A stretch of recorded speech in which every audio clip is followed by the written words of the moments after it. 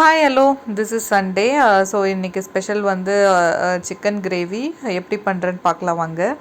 First ஒரு பேனில் கொஞ்சமாக தனியாக மிளகா, ஒரு ஸ்பூன் மிளகு, ஒரு ஸ்பூன் சீரகம், அரை ஸ்பூன் சோம்பு, அப்புறம் 4 பீஸ் பட்டை, 4 கிராம்பு இதெல்லாம் சேர்த்து நல்லா ஒரு கோல்டன் ப்ரௌன் கலர் வர வரைக்கும் ரோஸ்ட் பண்ணிக்கிறேன்.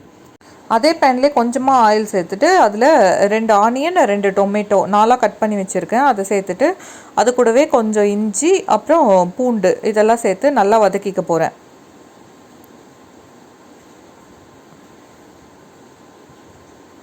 கொஞ்சமாக தேங்காய் மட்டும் சேர்த்துக்கிறேன் இது கூடவே. ஸோ இதெல்லாம் நல்லா வதங்கின அப்புறம் ஒரு மிக்சி ஜாரில் சேர்த்துட்டு அது கூடவே ஸ்பைசஸையும் சேர்த்துட்டு நல்லா நைஸாக அரைச்சி எடுத்துக்க போகிறேன்.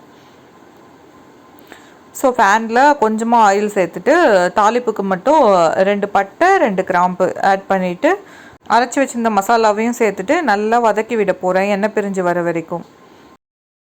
ஏற்கனவே டொமேட்டோ, ஆனியன்லாம் நல்லா வதக்கி தான் போட்டிருக்கோம். இருந்தாலும் எண்ணெய் பிரிஞ்சு வர வரைக்கும் நல்லா வதக்குனா டேஸ்ட் வந்து நல்லாயிருக்கும்.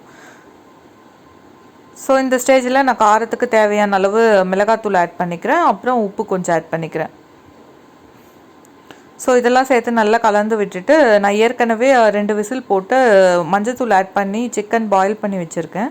ஸோ அதையும் இது கூட சேர்த்து நல்லா கலந்து விட்டுக்கிறேன்.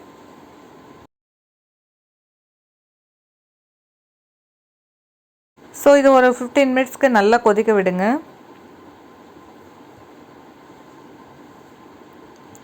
ஃபைனலாக மல்லித்தலை மட்டும் சேர்த்துட்டு இறக்குனா ரொம்ப சூப்பரான சிக்கன் கிரேவி ரெடி.